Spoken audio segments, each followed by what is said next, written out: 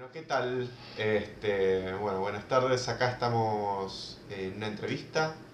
Me está acompañando eh, María José Murillo Huerto, en argentino. Ella es una violinista recuperada de distonía focal y me está dando la oportunidad de tener esta entrevista para mi investigación acerca de este mal, de la distonía focal, que se llama Distonía focal, el némesis oculto del músico, un estudio exploratorio. Así que, bueno, yo tengo varias preguntitas preparadas para ella y, bueno, le voy a dar el lugar para que se pueda presentar, que pueda saludar. María José, muchas gracias por la buena onda de sumarte a esta investigación. Bueno, Esteban, ¿qué tal? ¿Cómo estás el día de hoy? Gracias por hacerme parte de esta investigación, gracias por la oportunidad. Para mí, realmente como músico recuperado de la distonía focal, sirve muchísimo y creo que a otras personas que puedan estar pasando por este mismo padecimiento, espero que pueda aportarles mucho, al igual que fue en mi caso. Bueno, gracias a vos, gracias por también la intención de querer aportar eh, en este tema que uno a veces se siente un poco solo. Así que, bueno, vamos a unir esfuerzos para todos aquellos que estén en esta situación. Así que, bueno, sin más rodeos, vamos a ir a las preguntas, María José. Bueno, te voy a preguntar la primera que es, bueno, el instrumento, ya sabemos que tocas el violín. ¿A qué edad empezaste vos a tocar? Bueno, empecé a tocar a los 14 años. De hecho, al principio quería anotarme a tomar clases de marinera norteña, que bueno, los que son de Perú lo van a reconocer rápidamente, pero para los que no, es una danza típica de mi país. Y bueno, sin embargo, lo que pasó fue que la academia donde me iba a anotar había cambiado de rubro, o sea, ya no se dedicaban a eso. Ahora lo que hacían era la enseñanza de instrumentos musicales. Es ahí donde conocí al violín y por primera vez surgió la ilusión de aprender a tocar un nuevo instrumento. Muy bien, bien. Y digamos, hasta el momento en que surgió la lesión, la distonía focal, ¿cómo era tu vida como música, ya sea o profesional, si es que estabas trabajando, o académica, si es que solamente estabas estudiando, o ambas cosas? Eh, el aspecto docente, el artístico, ¿cómo era tu vida como música, digamos, hasta el momento de surgir la distonía focal? En ese momento estaba preparándome para rendir el examen de admisión para el conservatorio, Ujú. así que tenía una rutina diaria que consistía en estudiar muchas horas al día el Sí, instrumento. sí, sí. Y esto era porque me habían enseñado que si quería volverme músico profesional debía estudiar 8 horas al día. Típica En esa, gran parte, típica sí, esa noción bastante retrógrada en este tiempo, pero bueno, y tóxica, tóxica dañina totalmente, también. mala para el cuerpo, para la cabeza, para todo, para la música también. Así es, sí, totalmente. Y bueno, en gran parte de esta práctica se basaba en la repetición, que ahora miro en retrospectiva, no era una repetición consciente, claramente. Ahí dijiste también una palabra clave que es consciente. La repetición meramente mecánica, quitando el sujeto, el disfrute, el artista, a veces nos pasa un poco de factura a nosotros, los músicos y los artistas en general. Y bueno, teniendo en cuenta esto, para lo que estabas estudiando y demás, eh, ¿cuáles eran las metas que vos tenías para desarrollarte como instrumentista? En ese momento mi meta era alcanzar el más alto nivel posible, técnicamente hablando, Ujú. en el menor tiempo. Muy bien. Quería tener listo el repertorio que me pedían en el examen de admisión en el menor tiempo posible. O sea, siempre con las prisas, las exigencias. Sí. Bien. Y bueno, me quedé con la palabra que dijiste, con la cuestión de las exigencias técnicas también que mencionaste por ahí. ¿A qué aspectos del intérprete vos dabas más prioridad? Si es a las cuestiones más técnicas, a los fraseos, a la digitación, ¿a qué aspectos dabas más importancia? En general, pues daba prioridad al aspecto técnico, como que, por ejemplo, tuviera una buena técnica, con un sonido limpio y afinado, sin importar otras cosas que hoy en día sé que son tan o incluso más importantes, como por ejemplo la comodidad de uno mismo al momento de Totalmente, tocar. totalmente. Y pues esto era debido a que la mayoría de profesores de violín que había tenido hasta ese momento me inculcaron que me enfocase siempre en los aspectos técnicos, pero casi nunca me enseñaron cómo cuidar el cuerpo de manera adecuada. Acabas de hacer una observación que está buenísima. Seguramente es un tema que va a salir más adelante en la entrevista, pero cabe destacar y mencionarlo, esta cuestión de la escuela del músico adaptándose al instrumento o a la técnica tradicional, por así decir, y no la técnica y la música adaptándose a las diferencias que cada uno tiene en su cuerpo entre sí. No es lo mismo músicos o instrumentistas, vamos a decir, de cualquier tipo que tengan diferentes alturas. Por ejemplo, uno de 1,90 contra uno de, capaz que una instrumentista de 1,50 m que tiene dedos más cortos, brazos más cortos, las piernas también, la posición del instrumento o del violín en tu caso va a ser diferente. eh, Siempre termina surgiendo esta cuestión de la incomodidad como parte a aceptar de la ejecución instrumental y está bueno, me parece, el aporte que hiciste, partir de la base de la comodidad de uno como punto fundamental, porque si no, ¿dónde está el disfrute? Así es, en el caso del violín, por ejemplo, sucede bastante, ya que mencionabas el ejemplo de los dedos largos y eso, Sí, pasa con el asunto del cuello. A día de hoy, lamentablemente muchos profesores, estudiantes, profesionales egresados no hablan sobre este tema y la verdad que considero que es algo muy importante y tiene que ver, tal cual como dijiste, la anatomía y específicamente hablando de las partes del cuerpo, en el caso de los violinistas, el tamaño del cuello, ¿no? Creo que es bastante claro que entre violinistas, sean hombres o mujeres, que eso también influye, por ejemplo, pero hablando del tema del cuello, hay algunos que tienen el cuello más largo y otros que tienen el cuello más corto. Y por esa clara diferencia, creo que también debería ser obvio que vamos a necesitar soportes diferentes, exactamente. porque sí, porque no se considera mucho. En mi caso personal, por ejemplo, yo tengo el cuello largo y a mí no me vendría bien en no usar soporte, o sea, siquiera pensar en el hecho de no usar soporte es bastante contraproducente. Hay muchos que quitan el uso del soporte priorizando el tema del sonido y claro que nos importa el sonido del violín y la técnica, pero como lo dije anteriormente, ¿de qué sirve todo eso si luego nos dañamos la salud? Hay un Exactamente. violinista, leí un caso, por ejemplo, sí, en el que él tocaba desde niño y él tenía tipo el cuello mediano a largo, pero pues siempre le habían enseñado de que a él desde pequeño a tocar sin hombrera y así, que para que el violín suene mejor y todo eso, ¿no? Pero, ¿qué fue lo que pasó? Cuando ya de adulto empezó a sentir, y no adulto tan mayor, tipo estaría en sus 30 y tantos, empezó a sentir molestias alrededor del cuello y cuando va al médico resulta que uno de los huesos de la parte superior aquí se había desviado, Uf, básicamente. E imagínate, eso ya no tiene arreglo. no, Y la verdad es que se pudo haber evitado. Se pudo haber evitado si le hubieran enseñado a otra manera de decir, ¿no? De repente, ah, no, mira, como tú tienes el cuello de esta medida, probablemente te va a servir esto.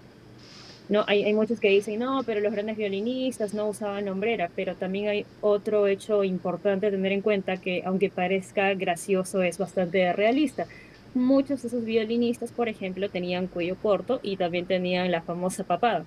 Y aunque claro. parezca un chiste, Tenían para aunque enganchar el parezca un violín chiste, ahí. exacto, sí, pero muchos como que no le toman importancia y pues también ha sido mi caso personal, pero capaz que llegamos a eso un poco más adelante. Muy bien, después vamos Pero a... sí. Pero un detalle que me gustó para remarcar, pues está muy interesante y lamentablemente no se le da la importancia que merece. Bien, Así es. eh, bien, y también te quería preguntar, eh, como es un tema bastante importante, la exposición del músico, la concreción de todo arte se realiza con la exposición ante un otro que lo aprecia. y en el caso de nosotros los músicos no estamos exentos, ¿verdad? O sea, la actuación es arriba de un escenario, la pintura tal vez es en una galería de arte y nosotros, bueno, también nos tenemos que exponer como músicos. Y quería saber cómo vivías vos eh, hasta el momento de la lesión, capaz más que nada. ¿Cómo vivías los momentos de tocar en público? ¿Cómo lo experimentabas y cuál era tus sensaciones y tus emociones? Ok, en general tenía los típicos nervios que cualquier otro músico suele tener antes de subir al escenario, ¿no?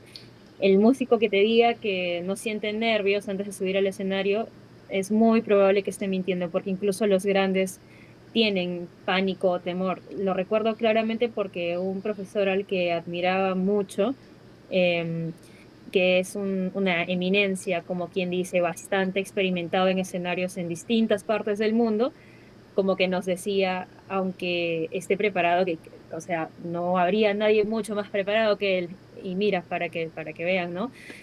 Decía, cuando estoy a una noche, a un día, o un momento antes de subir al escenario, siempre aparece la idea por mi cabeza de que si tuviera 2 semanas más para prepararme, estaría joya, como Sí, dicen en Argentina. sí, sí, sí. Incluso, mira, si él, siendo todo un profesional, solista, pasa por ese tipo de cosas, es totalmente normal que todos los demás músicos pasemos por lo mismo, Exactamente. ¿no?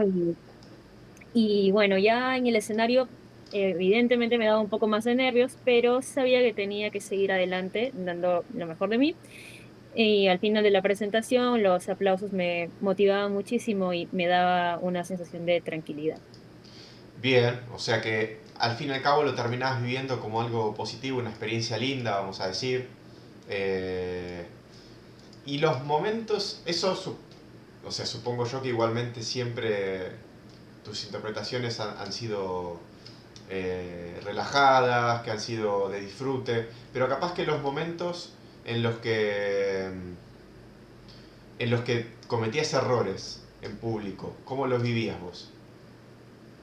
Mm, Muchas veces, sobre todo cuando los errores eran pequeños, Sí, podía seguir tranquilamente con la pieza hasta el final, sin comerme la cabeza, ¿no? sí, Pero otras veces también sucedía que algunos errores que habían sucedido en pasajes previos se me quedaban dando vuelta en la cabeza mientras aún continuaba tocando, o sea, las dos cosas al mismo sí, tiempo. Y tenía que lidiar con eso para que no afectara en lo que restaba de la pieza hasta sí, el final, hasta terminar. Ujú. bien. Bien, y bueno, también hablamos un poco ahora de este, lo que es la temática fundamental de esta entrevista, que es el surgimiento de la lesión. No voy a hacer demasiado hincapié en qué es en sí la lesión, vamos a mencionar un poquito para todos los que no lo conocen. Es básicamente, la distonía focal trata de movimientos y calambres en los miembros que están utilizados para la ejecución, en este caso la del músico, los instrumentos musicales, eh, con movimientos involuntarios y contracciones.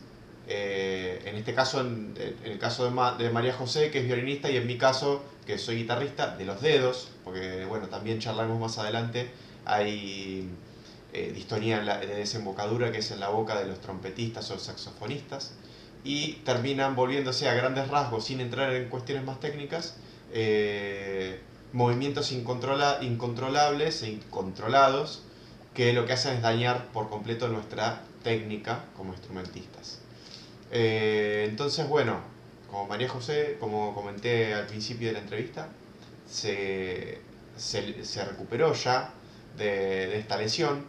Eh, yo quería saber cómo fue tu vida, eh, cómo sentís que te guiaron tus maestros hasta el momento de la lesión. Ok.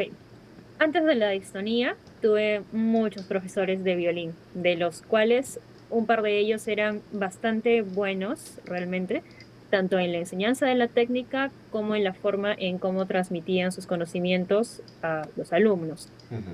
Desafortunadamente, no podría decir lo mismo de los otros profesores que tuve, puesto que aunque eran grandes intérpretes, músicos, considero que no tenían el trato adecuado para dirigirse a un estudiante. Algo fundamental. Así es. El- yo creo que los docentes no solamente están transmitiendo, digamos, un conocimiento técnico, sino también tienen que generar en el alumno la confianza en sí mismos, el- y el amor también por lo que se está aprendiendo, a que no se pierda el amor por lo que se está aprendiendo. Si solamente el docente se termina limitando a la transmisión de las cuestiones técnicas y encima hay muchos casos en los que lo hacen de una forma, como decís vos, muy poco pedagógica, vamos a decir, muy poco, con muy poca empatía, a veces pasa que inclusive el alumno termina no queriendo a a la disciplina que está haciendo. Termina, termina frustrándose y muchas cosas más, ¿no? Obviamente. Este, y bueno, ¿y cómo pensás vos que tiene que ser un buen maestro en base a lo que me comentaste? En mi opinión, creo que un buen maestro debe ser alguien que combine paciencia y empatía con un profundo conocimiento de su disciplina, ¿no? Es esencial que pueda adaptar su enseñanza a las necesidades individuales de cada estudiante, de que Ujú. cada uno de ellos, cada uno de nosotros somos un mundo distinto, de tal manera que se pueda fomentar un ambiente de confianza donde se sientan o nos sintamos cómodos para explorar y cometer errores, donde podamos sentirnos libres de decir si nos parece bien algo o no, donde también podamos dar propuestas, o sea, como estudiantes, es decir, Exactamente. y no solo, ujú, y no solo hacer lo que el maestro dice y ya porque solo él tiene la razón en todo, ¿no? Además, creo que como decías tú también, debe ser inspirador, capaz de motivar y guiar a los alumnos, no solo en la parte técnica, sino también en la conexión emocional con la música, ¿no? Porque nuestra carrera tiene que ver bastante también con el amor al arte Exacto. en muchos aspectos. Y bueno, en mi experiencia, los maestros que se interesan genuinamente por el desarrollo de los estudiantes como músicos con un alto nivel de interpretación, pero que a la vez sean músicos sanos tanto mental como físicamente, son un verdadero ejemplo a seguir. Bien, bien. Sí, a veces el docente pierde la noción de la gran responsabilidad que tiene para con su alumno. Pierde la idea de lo importante que es. Eh, y nada, yo, bueno, también como docente, yo soy profesor de música también y eh, trato en lo posible siempre de no perder ese norte, de, de fijarme primero en el alumno. A veces el aprendizaje del instrumento es muy conductista, termina siendo muy conductista, muy de, entre comillas, estímulo-respuesta y como dijiste vos también al principio, de repetición, de repetición. Y si bien no podemos alejarnos de eso del todo, porque el aprendizaje también en una mecánica es la repetición de una mecánica saludable, y recalco lo saludable, recargo eso, eh, pero para que sea el aprendizaje artístico completo, como dijiste vos también, hay otros aspectos a los que se les tiene que dar importancia, me parece. Eh, Como por ejemplo la capacidad de expresarte a través de la música, de poner realmente el sentimiento y no que los dedos hagan el pasaje como corresponde a la velocidad adecuada, sino también que vos puedas contar tu historia, tu discurso, lo que sentís a través de esos sonidos que estás generando. Y ahí el entramado también al nivel intelectual que vos generás con la música es mucho más enriquecedor que solamente una cuestión motriz, vamos a decir. Definitivamente. Y bueno, acá viene una pregunta que es bastante neurálgica en esta entrevista, que un poco es recapitular y profundizar elementos que tocamos anteriormente, que es cómo fue el momento en el que surgió tu lesión, que surgió la distonía focal y cómo lidiaste con esa circunstancia.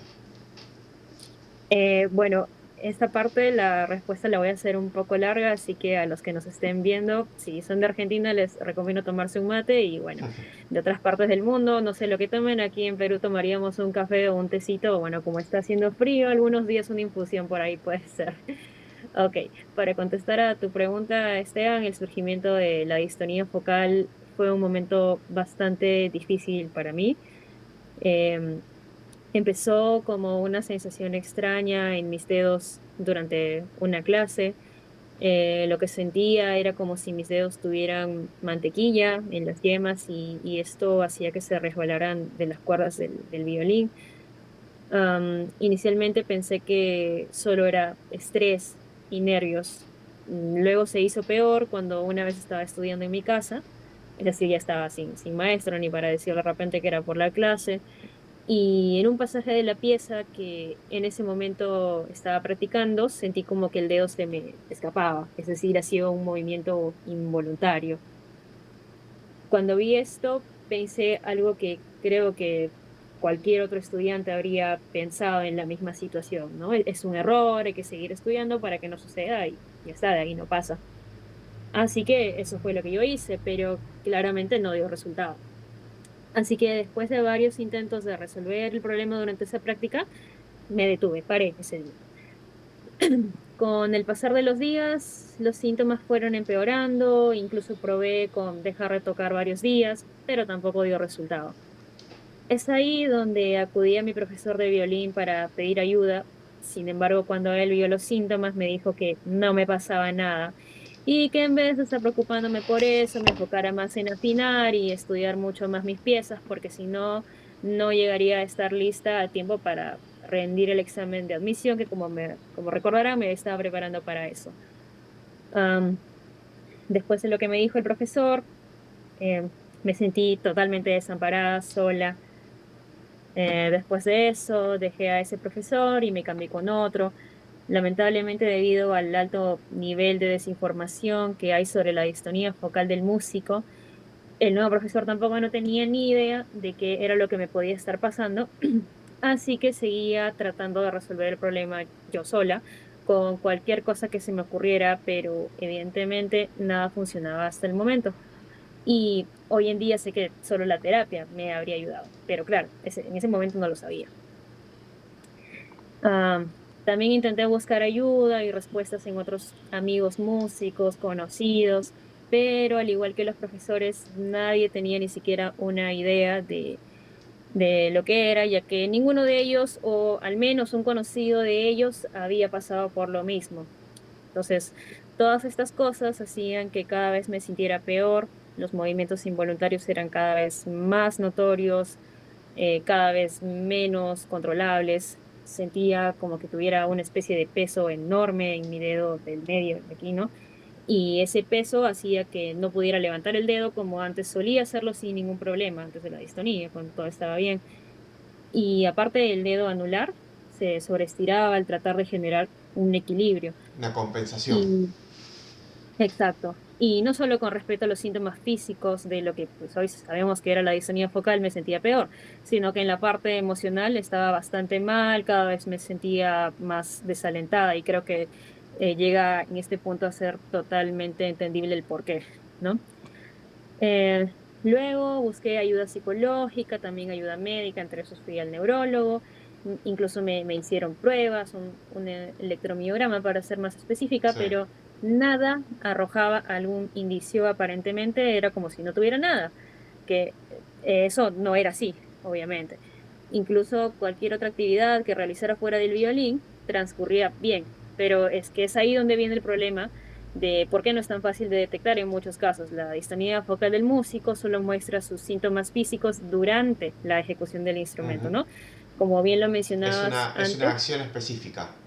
Es una acción Exacto. específica que activa un mecanismo ineficiente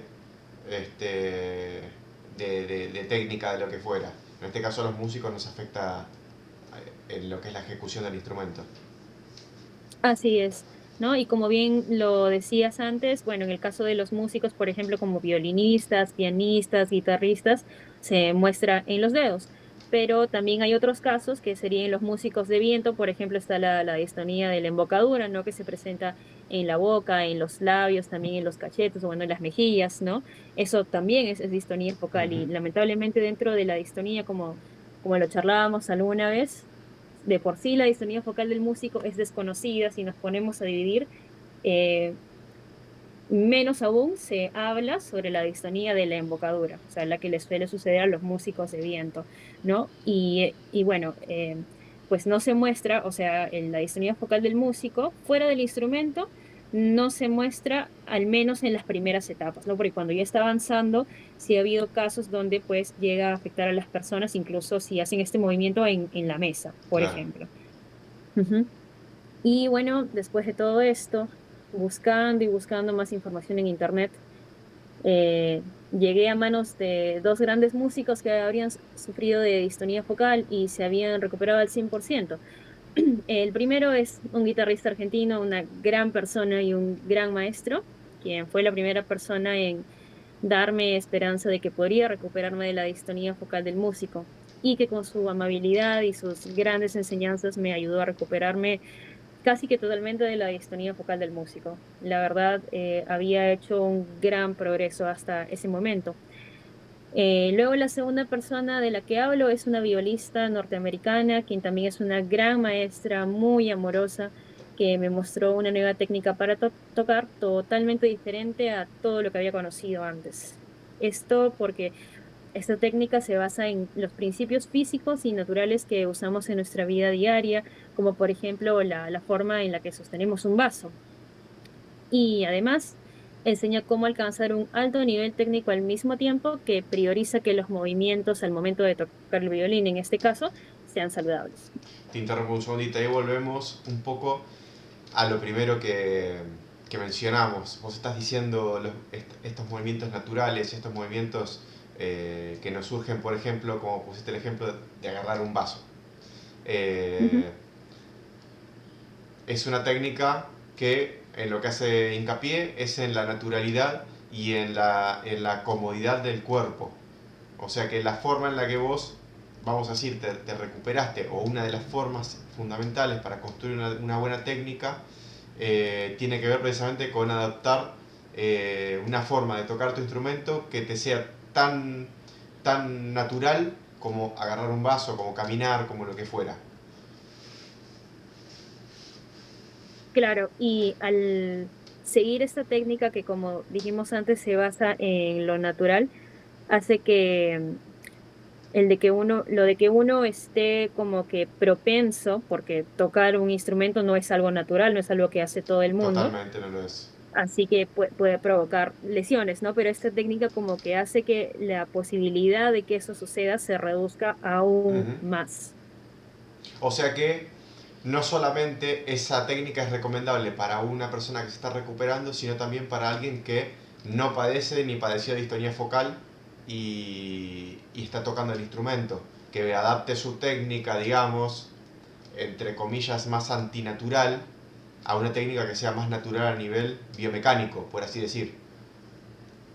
Así es, ayuda con la prevención de lesiones, es Ujú. decir, como lo dijiste claramente, pues no. Esta técnica no solamente la podemos aplicar las personas que hemos pasado por alguna lesión, sino también alguna persona que no lo tiene, bien sea para prevenirlo o incluso también para poder llegar a un nivel técnico virtuoso que se decía antes, ¿no? Más alto. Ujú. Y que a la par de eso no se rompa los dedos básicamente en el intento de lograrlo. Bien. Y con respecto a cómo lidiaste vos con esta lesión, este, cómo, más allá de lo que fue el tratamiento, cómo lo llevaste adelante y cómo estás ahora vos a nivel anímico y demás. Bueno, bastante mejor, gracias a ellos, debo decir, tanto en la parte de los síntomas físicos de la distonía como en la parte mental. Actualmente, como bien lo mencionaste al principio, me encuentro 100% recuperada de la distonía focal del músico y pese a que ya me recuperé por completo, sigo trabajando con la violista con el fin adquirir la mayor cantidad de conocimientos posibles sobre esta técnica que me ayudó a mejorar mis movimientos y para así, además de llevar mi nivel de interpretación a lo más alto posible, también en un futuro poder ayudar a otras personas que puedan estar pasando por lo mismo y a quienes no, enseñarles mediante esta técnica a prevenir distintas lesiones, entre ellas la distonía focal del músico, por Muy, ejemplo. muy bien, muy bien. Y bueno, la siguiente pregunta ya me la respondiste, que iba a ser cómo es tu estado actual. Ya estás totalmente recuperada. Eh, y querría saber cómo es tu vida como música profesional o académica en este momento. Actualmente mi manera de pensar es distinta a la que tenía cuando inicié en este camino de la música, del violín. Hoy en día, después de todo lo que viví y todo lo que aprendí y sigo aprendiendo, cuido mucho de mi salud física y de mi salud mental. Es decir, soy muy observadora y cuidadosa con respecto a cómo se sienten mis dedos, mis manos, mis hombros, etcétera, mientras estoy tocando, como lo de la hombrera, por ejemplo, que te decía, el tema de los hombros en los violinistas, ¿no? Si algo no se siente bien, si hay alguna incomodidad o peor aún, una dolencia, me detengo a visualizar y analizar de manera consciente el problema para así poder encontrar la causa de lo que pueda estar originándolo. Lo mismo sucede con respecto a la parte mental, el que seamos músicos y estemos en la constante búsqueda de la perfección no nos hace menos humanos. Así que puede pasar que uno no siempre se sienta bien al momento de tocar el instrumento y eso no va a significar que dejemos de quererlo. Así que cuando pasa algo como esto, creo que es importante tener en cuenta el cómo nos sentimos y no seguir porque sí, ya que aunque no pareciera, al final el hecho de ignorar cómo nos sentimos, ya sea física o mentalmente, puede influir de manera negativa en nuestra práctica e incluso peor aún en los conciertos. Exactamente. Y en la salud, a fin de Sí, cuentas. y exacto. Y bueno, quería agregar también en esta parte que todos estos conocimientos no solo los aplico en mi día a día para conmigo misma, como quien dice, sino que también los aplico con mis alumnitos. Y pues ya que toco el tema de la enseñanza, también aprendí y considero que una enseñanza responsable, amable y sin sobreexigencias que rocen el maltrato pueden arrojar grandes resultados, formando no solo grandes músicos o intérpretes, sino también grandes personas. Muy bien, me parece que coincido al 100% con lo que decís. Y me surge también otra, cues- otra duda, otro cuestionamiento, vamos a decir, que es si podrías describir vos, también es una pregunta eh, bastante abarcativa de todo lo que estuvimos hablando, pero está interesante verlo como, como una línea que vos puedas relacionar, que vos puedas hacer un recorrido de cómo fue tu relación con la música, tu vínculo con la música y el instrumento, y cómo sentís que fue cambiando a lo largo del tiempo. Em, bueno, gracias a que en el intento de recuperarme de la distonía focal del músico, conocí a grandes maestros que, como mencioné antes, me ayudaron a resolver lo de la distonía y quienes también me enseñaron a tener una relación sana con el instrumento. Mi vínculo, mi relación con la música y con el violín a lo largo de todo ese tiempo, desde que empecé, cambió para bien. Pude aprender muchas cosas que antes ni me hubiera imaginado, como por ejemplo ese asunto de la hombrera, aprendí otro agarre del arco sin tener que forzar los dedos y pues no sentirme mal. Realmente aprendí a que tocar debe sentirse bien, que esa es la razón original por la que entramos de repente muchos de nosotros a la carrera de música. Es decir, que vos a lo largo del tiempo lo lograste fue precisamente ir permitiéndote mayor comodidad y mayor relajación con respecto a la hora de tocar, vamos a decir. Sí. Bien. Y a partir de eso, hoy por hoy, tu relación, yo sé que vos también estás estudiando piano, pero que el instrumento en el que vos sufriste la distonía fue el violín.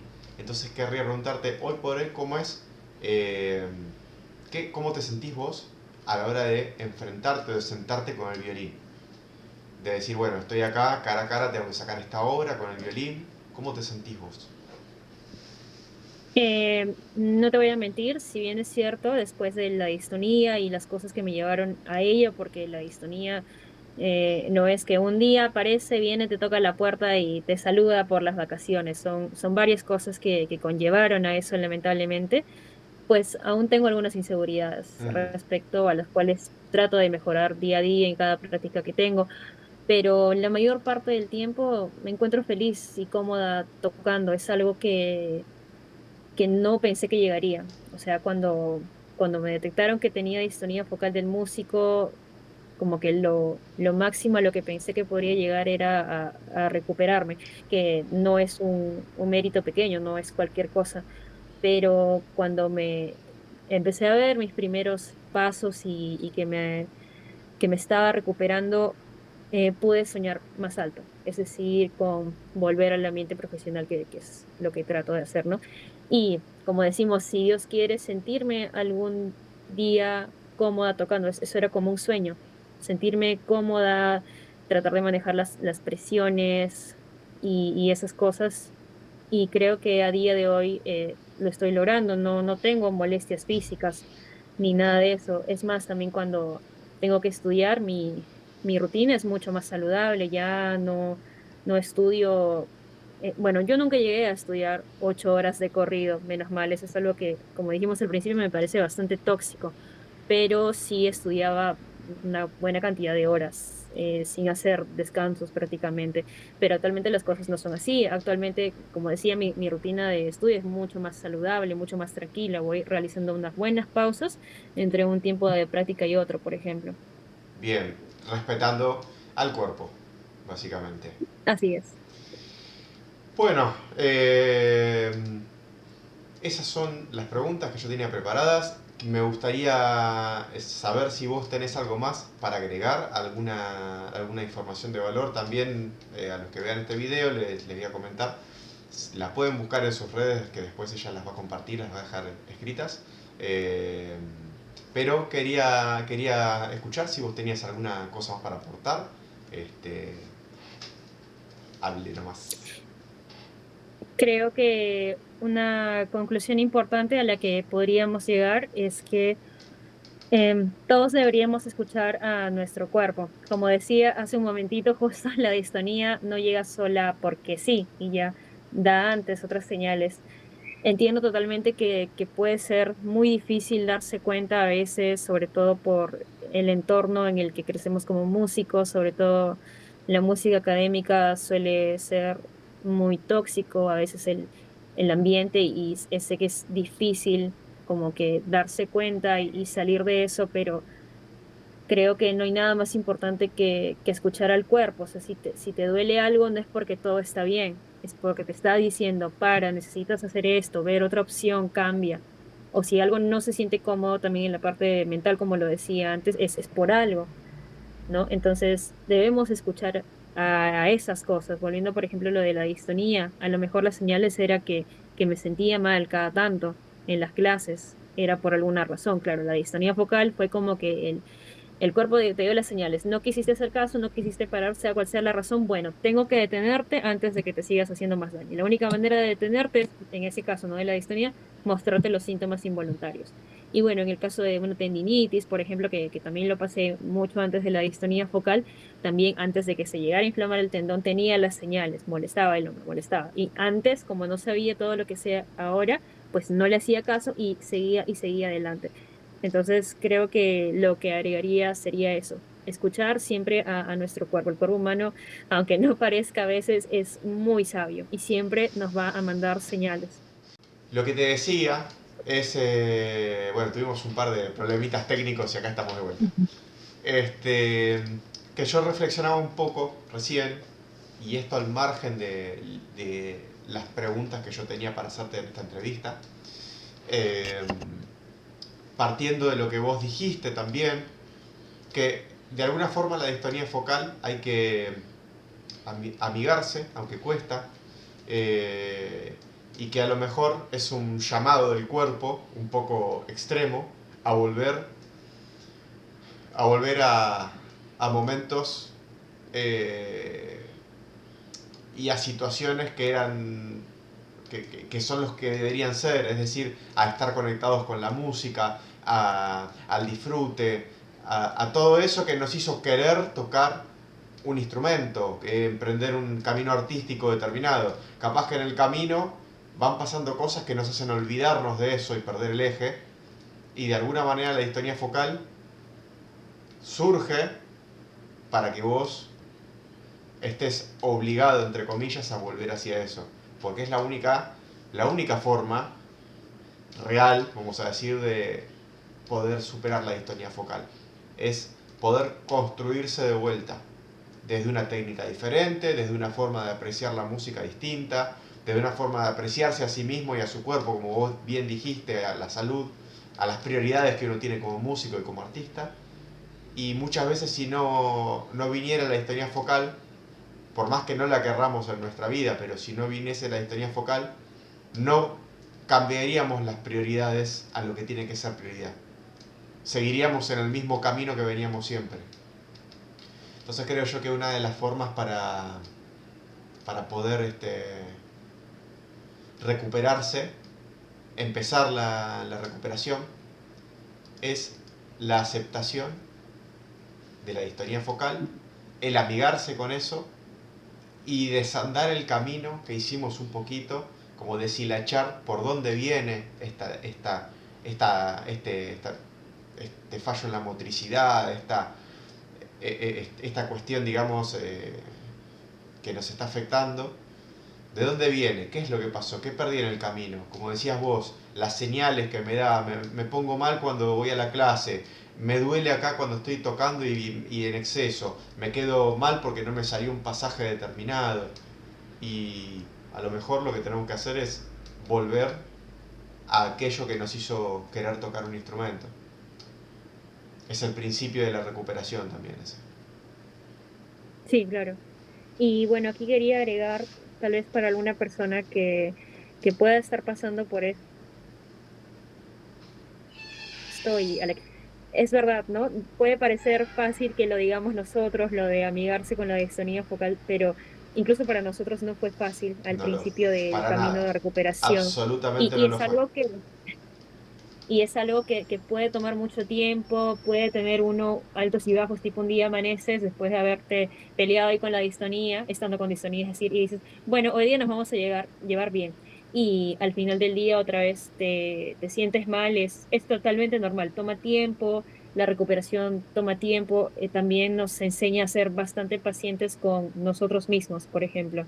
El tenerle paciencia a nuestro propio cuerpo en realidad, porque la distonía es como que el cachetazo que nos da para reaccionar, por así decirlo. El cachetazo. Pero creo que Una nos trompada de enseña, sí, boxeador, diría, más que un cachetazo. Sí. sí, así es, y que eso, que nos enseña a ser más pacientes con nosotros mismos, que es algo que también podemos aplicar fuera de lo de la distonía, porque ¿dónde más necesitamos la paciencia a la hora de sacar el repertorio, por ejemplo? Así que nos sirve para ambas cosas realmente.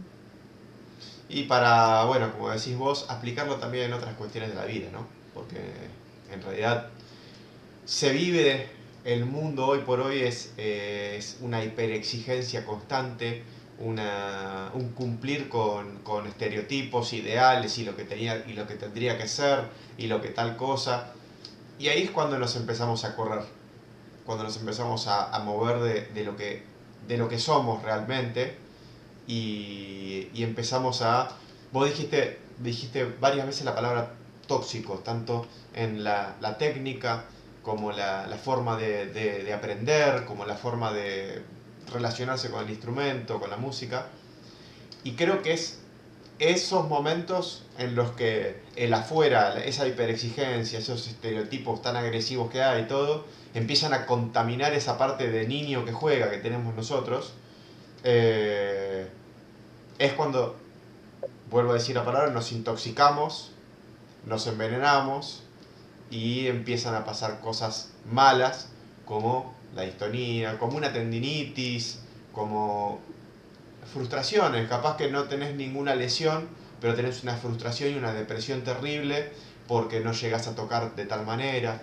Entonces creo que es muy interesante todo lo que estuvimos charlando, tanto por el valor de tu experiencia, como también por las reflexiones que puedan surgir, y esto tan importante como es no perder nunca el enfoque, que es aquello que nos hizo tener amor por la música. Ese amor primigenio e inocente y puro, no perderlo nunca. Eso es uno de los pilares. Y el otro, también como vos decís, es el respeto por el propio cuerpo y por la comodidad y la técnica adecuada a mí, a mis manos, a mi cuerpo, a mi columna, a mi comodidad. Me parece que son cosas súper valiosas que están surgiendo de esta entrevista. Así que, así que nada, María José, para mí está buenísimo esta charla que hemos tenido. Si querés agregar alguna otra cosita más, este, Sí, para terminar podría hacer algo que mi profesora de piano, ya que por ahí mencionaste que también estoy tocando piano actualmente, agrega muchas veces, tal cual como lo dijiste, nos perdemos en ese intento, ¿no? De que la pieza no salga afinada en el caso de los instrumentos que no somos afinados, como como el violín, por ejemplo. Bueno, en mi caso me tengo que partir en dos porque toco uno que ya viene afinado y uno que no viene afinado, el violín y el piano, ¿no? Y, por ejemplo, en el caso del violino nos concentramos en que todo salga súper afinado, que al metrónomo y todo eso, pero nos perdemos en el por qué empezamos a hacer eso, para exacto. disfrutar de la música que hacemos, ¿no? Incluso, como decía, este es un camino para el que aprender. Yo ya me recuperé de la distonía focal, pero sigo siendo un ser humano, así que me sigo equivocando. Entonces, muchas veces ella como que me dice, pero tranquila, que está haciendo bien y no te olvides de que haces todo esto para disfrutar de lo que estás tocando, sea en el piano o sea en el violín. Muy bien. Bueno, María José, te agradezco infinitamente por tu buena voluntad, por el tiempo que diste, por la buenísima onda que tenés y nada, espero que todo lo que contaste, todo lo que compartiste, pueda servir a muchos, tanto eh, aquellos que están transcurriendo por este mal, como aquellos que no, y a lo mejor se encuentran a veces en una situación de incomodidad consigo mismos como músicos. Así que nada, muchísimas gracias por todo, María José. Así que bueno, Muchísimas gracias a ti también. Como siempre, un gusto, Esteban. bueno, gracias.